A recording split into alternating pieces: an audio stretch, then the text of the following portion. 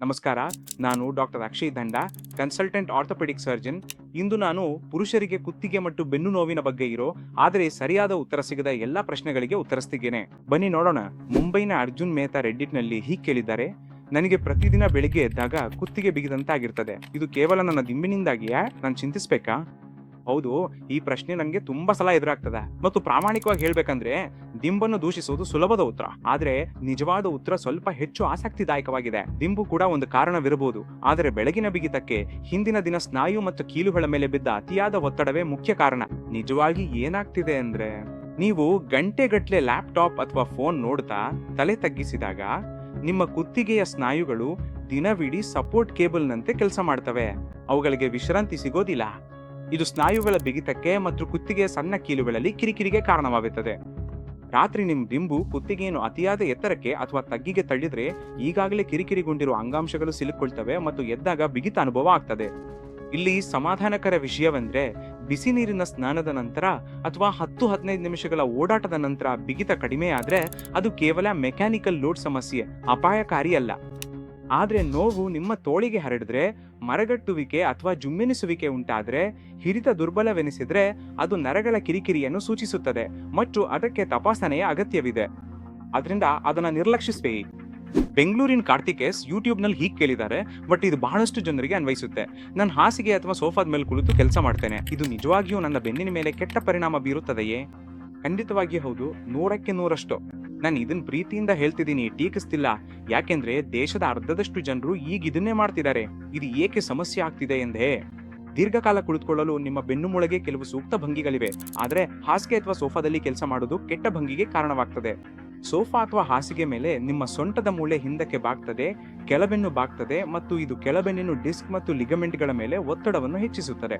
ಅದೇ ಸಮಯದಲ್ಲಿ ಸ್ಕ್ರೀನ್ ನೋಡಲು ನಿಮ್ಮ ಕುತ್ತಿಗೆ ಮುಂದಕ್ಕೆ ಚಾಚ್ತದೆ. ಇದರಿಂದ ಕುತ್ತಿಗೆಯ ಸ್ನಾಯುಗಳ ಮೇಲೂ ಅತಿಯಾದ ಕೆಲಸ ಬೀಳುತ್ತದೆ. ಈಗ 1 ಗಂಟೆ ಕೆಲಸ ಮಾಡೋದು ಸಮಸ್ಯೆ ಅಲ್ಲ, 1 ಗಂಟೆ ಪರವಾಗಿ ಸಹ. ಸಮಸ್ಯೆ ಇರೋದು ವಾರದ ಪ್ರತಿದಿನ 6ರಿಂದ 10 ಗಂಟೆಗಳ ಕಾಲ ಹೀಗೆ ಮಾಡೋದ್ರಿಂದ. ನಿಮ್ ದೇಹವು ತಪ್ಪು ಭಂಗಿಗೆ ಹೊಂದ್ಕೊಳ್ಳುತ್ತದೆ. ನಿಮ್ಮ ಸೊಂಟದ ಸ್ನಾಯುಗಳು ಬಿಗಿಯಾಗುತ್ತವೆ, ಗ್ಲೂಟ್ಸ್ ನಿಷ್ಕ್ರಿಯವಾಗುತ್ತವೆ ಮತ್ತು ನಂತರ ಸಾಮಾನ್ಯ ಚಟುವಟಿಕೆಯಲ್ಲೂ ನಿಮ್ಮ ಬೆನ್ನು ದುರ್ಬಲವೆನಿಸಲು ಪ್ರಾರಂಭಿಸುತ್ತದೆ. ನೋವು ಪದೇ ಪದೇ ಬರ್ತಿದ್ರೆ ಅಥವಾ ವಾರದ ಹೆಚ್ಚಿನ ದಿನಗಳಲ್ಲಿದ್ರೆ ಅದು ಸೌಮ್ಯವಾಗಿದ್ರೂ ತಕ್ಷಣ ಗಮನಹರಿಸಿ. ಸೌಮ್ಯವಾದರೂ ನಿರಂತರವಾಗಿರುವ ನೋವು ಒಂದು ಎಚ್ಚರಿಕೆ ಸಂಕೇತವಾಗಿದೆ. ದೆಹಲಿಯ ರೋಹಿತ್ ಶರ್ಮಾ ಟ್ವಿಟರ್ನಲ್ಲಿ ಹೀಗೆ ಪೋಸ್ಟ್ ಮಾಡಿದ್ದಾರೆ: ನನ್ನ ಬೆನ್ನು ನೋವು ಪೇನ್ ಕಿಲ್ಲರ್ ತಿಂದ್ರೆ ಹೋಗ್ತದೆ, ಆದ್ರೆ 2-3 ವಾರಗಳಲ್ಲಿ ಮತ್ತೆ ಬರ್ತದೆ. ಈಗ ಇದು ನಾನು ಸಾಮಾನ್ಯವಾಗಿ ನೋಡುವ ಅತ್ಯಂತ ಸಾಮಾನ್ಯವಾದ ಸಮಸ್ಯೆಯಾಗಿದೆ ಮತ್ತು ಇದು ಬೇಸರ ತರುತ್ತದೆ. ಯಾಕೆಂದ್ರೆ ನೋವು ವಾಸಿ ಆಗ್ತಿದೆ ಎಂದು ನಮಗನ್ಸುತ್ತೆ, ಆದರೆ ಅದು ಕೇವಲ ಮುಂದೂಡಲ್ಪಡ್ತಿದೆ. ಪೇನ್ ಕಿಲ್ಲರ್ಗಳು ನೋವಿನ ಸಂಕೇತಗಳನ್ನು ಮತ್ತು ಉರಿಯೂತವನ್ನು ಕಡಿಮೆ ಮಾಡುತ್ತವೆ, ಆದರೆ ಅವು ಸಮಸ್ಯೆಯನ್ನು ಪೂರ್ತಿಯಾಗಿ ಗುಣಪಡಿಸುವುದಿಲ್ಲ. ನಿಜವಾದ ಕಾರಣವು ಕೋರ್ ಮತ್ತು ಸೊಂಟದ ಸ್ನಾಯುಗಳ ದೌರ್ಬಲ್ಯ. ಕುಳಿತುಕೊಳ್ಳೋದ್ರಿಂದ ಬಿಗಿಯಾದ ಸೊಂಟ ಅಥವಾ ತಪ್ಪು ಚಲನೆಯ ಅಭ್ಯಾಸಗಳಾಗಿದ್ರೆ ಸಮಸ್ಯೆ ಹಾಗೇ ಇರುತ್ತೆ. ನೀವು ಮತ್ತೆ ಅದೇ ಜೀವನ ಶೈಲಿಗೆ ಮರಳಿದ ತಕ್ಷಣ ನೋವು ಮತ್ತೆ ಕಾಣಿಸಿಕೊಳ್ಳುತ್ತೆ. ಇದನ್ನು ಸೋರ್ತಿರೋ ನಲ್ಲಿಯಂತೆ ಭಾವಿಸಿ. ನೀವು ಪ್ರತಿದಿನ ನೆಲ ಒರೆಸಬಹುದು, ಆದರೆ ನಲ್ಲಿಯನ್ನು ಸರಿಪಡಿಸದೆ ಸೋರುವಿಕೆ ನಿಲ್ಲದು. ನನಗೆ ಚಿಂತೆಯಾಗುವುದು, ಜನರು ತಿಂಗಳುಗಳು, ವರ್ಷಗಳು ಈ ಚಕ್ರವನ್ನು ಪುನರಾವರ್ತಿಸ್ತಾರೆ ಮತ್ತು ಕಾಲಾನಂತರದಲ್ಲಿ ನಿಮ್ಮ ನರಮಂಡಲ ಹೆಚ್ಚು ಸಂವೇದನಾಶೀಲವಾಗ್ತದೆ. ನೋವು ಮರುಕಳಿಸಿದರೆ ಮಧ್ಯದಲ್ಲಿ ಕಡಿಮೆಯಾದರೂ ಕ್ರಮ ಕೈಗೊಳ್ಳಿ. ಇದು ಉಪಶಮನವಲ್ಲ, ಯೋಜನೆ ಅಗತ್ಯವಿದೆ ಎಂಬ ಸಂಕೇತ. ಪುಣೆನ ನಿಖಿಲ್ ಯೂಟ್ಯೂಬ್ನಲ್ಲಿ ಕಾಮೆಂಟ್ ಮಾಡಿದ್ದಾರೆ ಮತ್ತು ನಾನು ಇದನ್ನು ಬಹಳ ಎಚ್ಚರಿಕೆಯಿಂದ ಉತ್ತರಿಸಲು ಬಯಸ್ತೇನೆ. ನನಗೆ MRI ಅಗತ್ಯವಿದೆಯೇ? ನನಗೆ ಸ್ಲಿಪ್ ಡಿಸ್ಕ್ ಇದೆ ಎಂದು ಎಲ್ಲರೂ ಹೇಳ್ತಾರೆ. ಸರಿ, ಮೊದಲು ದೀರ್ಘವಾಗಿ ಉಸಿರಾಡಿ. ಭಾರತೀಯ ಆರೋಗ್ಯ ರಕ್ಷಣೆಯಲ್ಲಿ ಸ್ಲಿಪ್ ಡಿಸ್ಕ್ ಎಂಬುದು ಅತಿ ಹೆಚ್ಚು ಬಳಸುವ ಮತ್ತು ಸರಿಯಾಗಿ ವಿವರಿಸದ ಪದಗಳಲ್ಲಿ ಒಂದಾಗಿದೆ ಮತ್ತು ವಾಸ್ತವವಾಗಿ ಏನ್ ನಡೀತಿದೆ ಎಂದು ನಾನು ವಿವರಿಸ್ತೀನಿ. ಹೆಚ್ಚಿನ ಜನರಿಗೆ ತಕ್ಷಣವೇ MRI ಅಗತ್ಯವಿರುವುದಿಲ್ಲ, ವಿಶೇಷವಾಗಿ ಯಾವುದೇ ರೆಡ್ ಫ್ಲಾಗ್ಸ್ ಇಲ್ಲದಿದ್ದರೆ ಮೊದಲ ಕೆಲವು ವಾರಗಳಲ್ಲಿ. ಏಕೆಂದ್ರೆ ಇಲ್ಲಿದೆ, MRI ರಚನೆಯನ್ನು ತೋರಿಸ್ತದೆ, ನೋವಿನ ಕಾರಣವನ್ನೇ ತೋರಿಸ್ಬೇಕಂದಿಲ್ಲ. ಅನೇಕ ಜನರಿಗೆ MRIನಲ್ಲಿ ಡಿಸ್ಕ್ ಬಲ್ಜಸ್ ಕಂಡು ಬರ್ತದೆ, ಆದರೆ ಯಾವುದೇ ನೋವಿರೋದಿಲ್ಲ. ಆದ್ರಿಂದ ನಾವು ಬೇಗನೆ ಸ್ಕ್ಯಾನ್ ಮಾಡಿದ್ರೆ ನಮಗೆ ಭಯಾನಕವಾಗಿ ಕೇಳಿಸುವ ಸವೆತಗಳು ಕಂಡು ಬರುತ್ತವೆ ಮತ್ತು ಅದು ಭಯವನ್ನು ಹೆಚ್ಚಿಸಿ ಅಂಗವೈಕಲ್ಯವನ್ನು ಉಲ್ಬಣಗೊಳಿಸಬಹುದು. ಒಂದು ವಿವೇಚನಾಶೀಲ ವಿಧಾನ: ಮೊದಲು ಇತಿಹಾಸ, ಪರೀಕ್ಷೆ ಮತ್ತು ನರಗಳ ತಪಾಸಣೆ. ನೋವು ಸುಧಾರಿಸ್ತಿದ್ರೆ ಸಂಪ್ರದಾಯಬದ್ಧ ಚಿಕಿತ್ಸೆಯನ್ನು ಮುಂದುವರಿಸಿ. ವ್ಯವಸ್ಥಿತ ಪುನರ್ವಸತಿ ಪ್ರಯತ್ನದ ನಂತರವೂ ನೋವು ಸುಧಾರಿಸದಿದ್ದರೆ ಅಥವಾ ನರಗಳ ಲಕ್ಷಣಗಳು ಅಥವಾ ರೆಡ್ ಫ್ಲಾಗ್ಸ್ ಇದ್ರೆ ಆಗ MRI ಮುಖ್ಯವಾಗ್ತದೆ. MRI ಯಾವಾಗ ಬೇಗನೆ ಅಗತ್ಯವಿರ್ತದೆ? ದೌರ್ಬಲ್ಯ, ಹೆಚ್ಚುತ್ತಿರುವ ಮರಗಟ್ಟುವಿಕೆ, ಮೂತ್ರಕೋಶ ಅಥವಾ ಕರುಳಿನ ಸಮಸ್ಯೆಗಳು, ಜ್ವರ, ತೂಕ ಇಳಿಕೆ, ಆಘಾತ ಅಥವಾ ತೀವ್ರವಾದ ರಾತ್ರಿ ನೋವು. ಹೈದರಾಬಾದ್ನ ಆಕಾಶ್ ವರ್ಮಾ ಇನ್ಸ್ಟಾಗ್ರಾಮ್ನಲ್ಲಿ ಇದನ್ನು DM ಆಗಿ ಕಳಿಸಿದ್ದಾರೆ. ನಮಗೆ ಕೆಲವೊಮ್ಮೆ ಕೈ ಅಥವಾ ಕಾಲಿನಲ್ಲಿ ಜುಮ್ಮೆನಿಸುವಿಕೆ ಉಂಟಾಗುತ್ತೆ. ಇದು ನರಗಳ ಸಮಸ್ಯೆ ಎಂದು ನನಗೆ ಹೇಗೆ ತಿಳಿಯುತ್ತವೆ? ಒಳ್ಳೆಯ ಪ್ರಶ್ನೆ, ಮತ್ತು ಉತ್ತರವು ಕೇವಲ ಸಂವೇದನೆಯ ಬಗ್ಗೆ ಅಲ್ಲ, ಅದರ ಮಾದರಿಯ ಬಗ್ಗೆ ಇರ್ತದೆ. ಬಿಗಿಯಾದ ಸ್ನಾಯುಗಳು ಅಥವಾ ಕೆಟ್ಟ ಭಂಗಿಯಿಂದ ಜುಮ್ಮೆನಿಸುವಿಕೆ ಉಂಟಾಗಬಹುದು, ಆದರೆ ನಿಜವಾದ ನರಗಳ ಕಿರಿಕಿರಿ ಸಾಮಾನ್ಯವಾಗಿ ನಿರ್ದಿಷ್ಟ ಮಾದರಿಯನ್ನು ಅನುಸರಿಸುತ್ತದೆ. ಕೈಯಲ್ಲಿ ಜುಮ್ಮೆನಿಸುವಿಕೆ ಹೆಚ್ಚಾಗಿ ಭುಜದಿಂದ ನಿರ್ದಿಷ್ಟ ಬೆರಳುಗಳವರೆಗೆ ಹೋಗ್ತದೆ.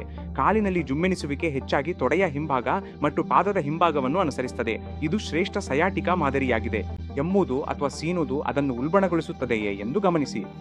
ಅದು ನರದ ಸುತ್ತ ಒತ್ತಡವನ್ನು ಹೆಚ್ಚಿಸಬಹುದು. ಕುಳಿತುಕೊಳ್ಳೋದು ಕಾಲಿನ ಜುಮ್ಮೆನಿಸುವಿಕೆಯನ್ನು ಉಲ್ಬಣಗೊಳಿಸುತ್ತದೆಯೇ? ಇದು ಸಯಾಟಿಕ್ ನರ್ವ್ ಕಿರಿಕಿರಿಯಲ್ಲಿ ಸಾಮಾನ್ಯವಾಗಿದೆ. ಮತ್ತು ಅತ್ಯಂತ ಪ್ರಮುಖ ಲಕ್ಷಣ ದೌರ್ಬಲ್ಯ.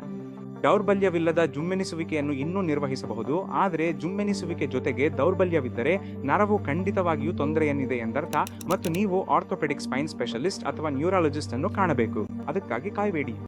ಚೆನ್ನೈನ ಸುರೇಶ್ ಅಯ್ಯರ್ ರೆಡ್ಡಿಟ್ನಲ್ಲಿ ಇದನ್ನು ಕೇಳಿದ್ದಾರೆ ಮತ್ತು ಇದು ನಮ್ಮಲ್ಲಿ ಅನೇಕರು ಹೇಗೆ ಪ್ರಯಾಣಿಸುತ್ತಾರೆ ಎಂಬುದಕ್ಕೆ ಬಹಳ ನಿರ್ದಿಷ್ಟವಾಗಿದೆ. ನಾನು ಪ್ರತಿದಿನ ಟ್ರಾಫಿಕ್ನಲ್ಲಿ ದ್ವಿಚಕ್ರ ವಾಹನ ಚಲಾಯಿಸ್ತೇನೆ. ಅದು ಬೆನ್ನು ನೋವಿಗೆ ಕಾರಣ ಆಗಬಹುದೇ? ಇದು ಖಂಡಿತವಾಗಿಯೂ 2 ನಿರ್ದಿಷ್ಟ ರೀತಿಯಲ್ಲಿ ಕಾರಣವಾಗಬಹುದು: ಕಂಪನ ಮತ್ತು ಜರ್ಗಡು, ಗುಂಡಿಗಳು, ಹಠಾತ್ ಬ್ರೇಕಿಂಗ್, ಅಸಮರಸ್ತೆಗಳು. ಇವು ಪ್ರತಿದಿನ ಬೆನ್ನುಮೂಳೆಯ ಮೇಲೆ ಪುನರಾವರ್ತಿತ ಮೈಕ್ರೋ ಒತ್ತಡವನ್ನು ಉಂಟು ಮಾಡುತ್ತವೆ. ಸ್ಥಿರಭಂಗಿ. ದ್ವಿಚಕ್ರ ವಾಹನದಲ್ಲಿ ನೀವು ಸ್ವಲ್ಪ ಮುಂದಕ್ಕೆ ಬಾಗಿರ್ತೀರಿ, ಭುಜಗಳು ಬಿಗಿಯಾಗಿರ್ತವೆ ಮತ್ತು ದೀರ್ಘಕಾಲದವರೆಗೆ ಹಾಗೆ ಇರ್ತೀರಿ. ನಿಮ್ಮ ಬೆನ್ನುಮೂಳೆಯು ಭಾರದ ಅಡಿಯಲ್ಲಿ ಒಂದು ನಿರ್ದಿಷ್ಟ ಸ್ಥಿತಿಯಲ್ಲಿ ಇರುತ್ತದೆ ಮತ್ತು ಅದು ಅದಕ್ಕೆ ಇಷ್ಟವಾಗೋದಿಲ್ಲ. ಈಗ ಅದನ್ನು 8 ಗಂಟೆಗಳ ಕಾಲ ಕುಳಿತು ಕೆಲಸ ಮಾಡುವುದು, ಸರಿಯಾದ ನಿದ್ರೆ ಇಲ್ಲದಿರುವುದರೊಂದಿಗೆ ಸೇರಿಸಿ, ಅದಕ್ಕಾಗಿಯೇ ಅನೇಕ ಪುರುಷರು 30 ಅಥವಾ 35ನೇ ವಯಸ್ಸಿನಲ್ಲಿ ತೀವ್ರವಾದ ನೋವನ್ನು ಅನುಭವಿಸುತ್ತಾರೆ ಮತ್ತು ಅದಕ್ಕೆ ಕಾರಣವನ್ನು ವಿವರಿಸಲು ಸಾಧ್ಯವಾಗುವುದಿಲ್ಲ.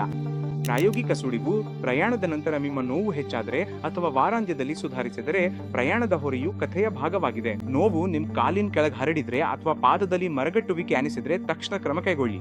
ಅದು ಕೇವಲ ಸ್ನಾಯುವಿನ ಆಯಾಸವಲ್ಲ, ಅದು ಅದಕ್ಕಿಂತ ಹೆಚ್ಚೇಲಾದ್ರೂ ಇರಬಹುದು. ಕೊಚ್ಚಿಯ ದೀಪಕ್ ಪಿಳ್ಳೈಯವರು ಯೂಟ್ಯೂಬ್ನಲ್ಲಿ ಕಮೆಂಟ್ ಮಾಡಿದ್ದಾರೆ ಮತ್ತು ಈ ಸ್ಪಾಂಡಿಲೋಸಿಸ್ ಎಂಬ ಪದವು ಅನಗತ್ಯ ಭಯವನ್ನು ಉಂಟು ಮಾಡುತ್ತದೆ. ನನಗೆ 35 ವರ್ಷ ಮತ್ತು ಯಾರೋ ನನಗೆ ಸರ್ವೈಕಲ್ ಸ್ಪಾಂಡಿಲೋಸಿಸ್ ಇದೆ ಅಂತ ಹೇಳಿದ್ರು. ನನ್ನ ಬೆನ್ನುಮೂಳೆಯು ಬೇಗನೆ ವಯಸ್ಸಾಗ್ತಿದೆಯೇ? ಹಾಗಾಗಿ ಸ್ಪಾಂಡಿಲೋಸಿಸ್ ಎಂಬುದು ಕುತ್ತಿಗೆಯಲ್ಲಿನ ಸವೆತದ ಬದಲಾವಣೆಗಳು, ಸಣ್ಣ ಕೀಲುಗಳ ಬದಲಾವಣೆಗಳು, ಡಿಸ್ಕ್ ನಿರ್ಜಲೀಕರಣಕ್ಕಾಗಿ ವೈದ್ಯರು ಬಳಸುವ ಪದವಾಗಿದೆ. ಇದು ಆತಂಕಕಾರಿಯಾಗಿ ಕೇಳಿಸ್ತದೆ, ಆದ್ರೆ ನಿಜವಾಗಿಯೂ ಹಾಗಲ್ಲ. ನಾನು ನಿಮಗೆ ಪ್ರಾಮಾಣಿಕವಾದ ಸಂದರ್ಭವನ್ನ ನೀಡಲು ಬಯಸ್ತೇನೆ. ಇದು ಬೇಗನೆ ಪ್ರಾರಂಭವಾಗಬಹುದು, ಯಾಕೆಂದ್ರೆ ಆಧುನಿಕ ಜೀವನವು ಕುತ್ತಿಗೆಗೆ ಪ್ರತಿದಿನ ದೊಡ್ಡ ಹೊರೆಯನ್ನ ನೀಡುತ್ತದೆ. ದೀರ್ಘಕಾಲದ ಸ್ಕ್ರೀನ್ ಸಮಯ, ಫೋನ್ ಭಂಗಿ, ಲ್ಯಾಪ್ಟಾಪ್ ಬಳಕೆ, ನಿರಂತರವಾಗಿ ಕೆಳಗೆ ನೋಡುವುದು. ಆದ್ರೆ ಇಲ್ಲಿ ಪ್ರಮುಖವಾದ ವಿಷಯವಿದೆ. ಸವೆತವು ಶಿಕ್ಷೆಯಲ್ಲ, ಅದು ಎಚ್ಚರಿಕೆಯ ದೀಪ. ಎಕ್ಸ್ರೇಯಲ್ಲಿ ಸ್ಪಾಂಡಿಲೋಸಿಸ್ ಇರುವ ಅನೇಕ ಜನರು ಸರಿಯಾದ ಅಭ್ಯಾಸಗಳು ಮತ್ತು ಬಲಪಡಿಸುವಿಕೆಯೊಂದಿಗೆ ಸಂಪೂರ್ಣವಾಗಿ ನೋವು ಮುಕ್ತವಾಗಿ ಬದುಕುತ್ತಾರೆ, ಏಕೆಂದ್ರೆ ಲಕ್ಷಣಗಳು ಕಾರ್ಯನಿರ್ವಹಣೆಯ ಮೇಲೆ ಅವಲಂಬಿತವಾಗಿರುತ್ತದೆ, ಕೇವಲ ಎಕ್ಸ್ರೇ ಹೇಳುವುದರ ಮೇಲಲ್ಲ.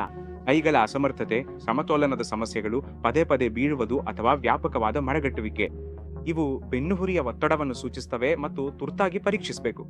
ಉಳಿದೆಲ್ಲವನ್ನು ಸರಿಯಾದ ವಿಧಾನದೊಂದಿಗೆ ನಿರ್ವಹಿಸಬಹುದು. ನಾಗ್ಪುರದ ರಾಹುಲ್ ದೇಸಾಯಿ ಇದನ್ನು ಟ್ವೀಟ್ ಮಾಡಿದ್ದಾರೆ ಮತ್ತು ನಾನಿದನ್ನು ಬಹಳಷ್ಟು ರೋಗಿಗಳಿಂದ ಕೇಳುತ್ತೇನೆ. ಫಿಸಿಯೋಥೆರಪಿ ಅನಗತ್ಯ ಎಂದು ನನ್ನ ಕುಟುಂಬದವರು ಹೇಳ್ತಾರೆ. ಫಿಸಿಯೋ ನಿಜವಾಗಿಯೂ ಅಸಲಿ ಚಿಕಿತ್ಸೆ? ನಿಮ್ಮ ಕುಟುಂಬದವರು ಒಳ್ಳೆಯದನ್ನೇ ಬಯಸ್ತಾರೆ, ಆದರೆ ಈ ವಿಷಯದಲ್ಲಿ ನಾನು ನೇರವಾಗಿ ಹೇಳಲೇಬೇಕು. ಹೆಚ್ಚಿನ ತುರ್ತಲ್ಲದ ಬೆನ್ನು ಮತ್ತು ಕುತ್ತಿಗೆ ನೋವಿಗೆ ಫಿಸಿಯೋಥೆರಪಿ ಮುಖ್ಯ ಚಿಕಿತ್ಸೆಯಾಗಿದೆ. ಇದು ಹೆಚ್ಚುವರಿ ಅಥವಾ ಕೇವಲ ಆರಾಮ ನೀಡುವ ವಿಷಯವಲ್ಲ, ಯಾಕಂದ್ರೆ ಮೂಲ ಸಮಸ್ಯೆಯು ಸಾಮಾನ್ಯವಾಗಿ ಪೋಷಕ ಸ್ನಾಯುಗಳ ದುರ್ಬಲ ಸಹಿಷ್ಣುತೆ, ಕುಳಿತುಕೊಳ್ಳುವುದರಿಂದ ಬಿಗಿಯಾದ ಸೊಂಟ ಮತ್ತು ಎದೆಯ ಬೆನ್ನುಮೂಳೆ, ಕಳಪೆ ಚಲನೆಯ ಮಾದರಿಗಳು ಮತ್ತು ಪದೇ ಪದೇ ಉಲ್ಬಣಗೊಳ್ಳುವುದರಿಂದ ನರಮಂಡಲದ ಸೂಕ್ಷ್ಮತೆಯಾಗಿರುತ್ತದೆ. ಫಿಸಿಯೋ ಕೇವಲ ಮನೆಯಲ್ಲಿ ಮಾಡಲು ವ್ಯಾಯಾಮಗಳನ್ನು ನೀಡುವುದಿಲ್ಲ. ಒಬ್ಬ ಉತ್ತಮ ಫಿಸಿಯೋ ನಿಮ್ಮ ಚಲನೆಯನ್ನು ಪರೀಕ್ಷಿಸುತ್ತಾರೆ, ದುರ್ಬಲ ಕೊಂಡಿಗಳನ್ನು ಗುರುತಿಸುತ್ತಾರೆ ಮತ್ತು ಯಾವುದೇ ಇತರ ಗಾಯದ ಪುನರ್ವಸತಿಯಂತೆ ಚೇತರಿಕೆಗಾಗಿ ಹಂತ ಹಂತವಾದ ಯೋಜನೆಯನ್ನು ನೀಡುತ್ತಾರೆ. ಒಂದು ಸರಳ ಸತ್ಯ: ಔಷಧಿಗಳು ತಾತ್ಕಾಲಿಕವಾಗಿ ನೋವನ್ನು ಕಡಿಮೆ ಮಾಡಬಹುದು, ಆದರೆ ಪುನರ್ವಸತಿಯು ಮಾಡುವುದು ನೋವು ಮರುಕಳಿಸುವುದನ್ನು ಕಡಿಮೆ ಮಾಡುವುದು. ಇದು ರೆಡ್ಡಿಟ್, ಯೂಟ್ಯೂಬ್ ಮತ್ತು ಇನ್ಸ್ಟಾಗ್ರಾಮ್ನಂತಹ ಅನೇಕ ಜನರಿಂದ ಬಂದಿದೆ. ಎಲ್ಲರೂ ಒಂದೇ ವಿಷಯವನ್ನ ಕೇಳ್ತಿದ್ದಾರೆ: ನಾನು ಕಾಯಬಾರದಂತಹ ಅಪಾಯದ ಮುನ್ಸೂಚನೆಗಳು ಯಾವುವು? ಇದು ನುಡಿಸ್ಕೊಡಿ. ಅಗತ್ಯವಿದ್ರೆ ಬರೆದಿಟ್ಕೊಳ್ಳಿ. ಅಗತ್ಯವಿದ್ರೆ ತುರ್ತು ಆರೈಕೆಯನ್ನು ಪಡೆಯಲಿ. ಕೈ ಅಥವಾ ಕಾಲಿನಲ್ಲಿ ಹೊಸ ಅಥವಾ ಉಲ್ಬಣಗೊಳ್ತಿರುವ ದೌರ್ಬಲ್ಯ, ಸಮತೋಲನದ ಸಮಸ್ಯೆಗಳು, ಕೈಗಳ ಅಸಮರ್ಥತೆ, ಪದೇ ಪದೇ ಬೀಳುವುದು, ಮೂತ್ರಕೋಶ ಅಥವಾ ಕರುಳಿನ ನಿಯಂತ್ರಣದ ಸಮಸ್ಯೆಗಳೊಂದಿಗೆ ಬೆನ್ನು ನೋವು, ಅಪಘಾತ ಅಥವಾ ಬಿದ್ದ ನಂತರ ತೀವ್ರ ನೋವು, ಜ್ವರದೊಂದಿಗೆ ನೋವು, ವಿವರಿಸಲಾಗದ ತೂಕ ಇಳಿಕೆ, ರಾತ್ರಿಯಲ್ಲಿ ತೀವ್ರ ನೋವು, ವೇಗವಾಗಿ ಉಲ್ಬಣಗೊಳ್ಳುತ್ತಿರುವ ತೀವ್ರ ನೋವು. ಈ ಲಕ್ಷಣಗಳು ಅಸಾಮಾನ್ಯವಾಗಿವೆ, ಆದರೆ ಇವುಗಳನ್ನ ನಾವು ಅಪಾಯದ ಮುನ್ಸೂಚನೆಗಳು ಅಂತ ಕರಿತೀವಿ. ಇವುಗಳಲ್ಲಿ ಯಾವುದಾದ್ರೂ ಸಂಭವಿಸ್ತಿದ್ರೆ ಕಾಯ್ಬೇಡಿ, ಗೂಗಲ್ ಮಾಡಬೇಡಿ, ಚಾಟ್ ಜಿಪಿಟಿ ಮಾಡಬೇಡಿ, ವಾಟ್ಸಾಪಲ್ಲಿ ಕೇಳಬೇಡಿ. ತಕ್ಷಣವೇ ಹೋಗಿ ನಿಮ್ಮ ನರರೋಗ ತಜ್ಞರು ಅಥವಾ ಮೂಲ ಶಸ್ತ್ರಚಿಕಿತ್ಸಕರಿಂದ ಪರೀಕ್ಷಿಸಿಕೊಳ್ಳಿ. 30 ಮತ್ತು 40ರ ಹರೆಯದ ಭಾರತೀಯ ಪುರುಷರಲ್ಲಿ ಬೆನ್ನು ಕುತ್ತಿಗೆ ನೋವು ಸಾಮಾನ್ಯ. ಹೆಚ್ಚಿನವರು ಇದನ್ನು ಸಹಿಸಿಕೊಳ್ತಾರೆ, ಒತ್ತಡ ಎಂದು ಹೇಳ್ತಾರೆ ಮತ್ತು ನೋವು ನಿವಾರಕ ಮಾತ್ರೆ ತೆಗೆದುಕೊಳ್ತಾರೆ. ಅವರು ಮುಂದುವರಿತಾರೆ. ಇಂಥ ವಿಡಿಯೋಗಳನ್ನು ನೋಡೋದು, ಸರಿಯಾದ ಪ್ರಶ್ನೆಗಳನ್ನು ಕೇಳೋ ಪುರುಷರು ವಿಷಯಗಳನ್ನು ಮೊದಲೇ ಪತ್ತೆ ಹಚ್ಚಿ ಅವುಗಳನ್ನು ಸರಿಯಾಗಿ ನಿರ್ವಹಣೆಯಿಸಿ 45ನೇ ವಯಸ್ಸಿನಲ್ಲಿ ದೀರ್ಘಕಾಲದ ಸಮಸ್ಯೆಗೆ ಸಿಲುಗುವುದಿಲ್ಲ.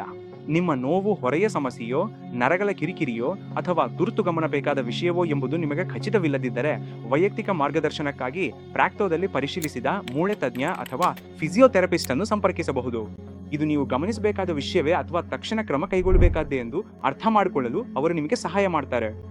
ಈ ವಿಡಿಯೋ ನಿಮಗೆ ಸಹಾಯ ಮಾಡಿದ್ರೆ, ನನ್ನ ಬೆನ್ನು ಕೆಲವು ವಾರಗಳಿಂದ ಸರಿ ಇಲ್ಲ ಆದರೆ ನಾನು ಆರಾಮಾಗಿದ್ದೇನೆ ಅಂತ ಹೇಳ್ತಿರೋ ನಿಮ್ಮ ಪರಿಚಯದವರಿಗೆ ಇದನ್ನ ಶೇರ್ ಮಾಡಿ. ಯಾಕಂದ್ರೆ ಆ ವ್ಯಕ್ತಿ ಬಹುಶಃ ಇದನ್ನ ತಾನಾಗೆ ಹುಡುಕಿ ನೋಡೋದಿಲ್ಲ. ಇನ್ನು ನಿಜವಾಗಿಯೂ ಮುಖ್ಯವಾದ ವಿಷಯಗಳ ಬಗ್ಗೆ ಉಪಯುಕ್ತ ಸಲಹೆಗಳನ್ನ ಪಡೀಲಿಕ್ಕೆ ಈ ಚಾನೆಲ್ಗೆ ಸಬ್ಸ್ಕ್ರೈಬ್ ಆಗಿ ಮತ್ತೆ ಬೆಲ್ ಐಕಾನ್ ಒತ್ತಿ.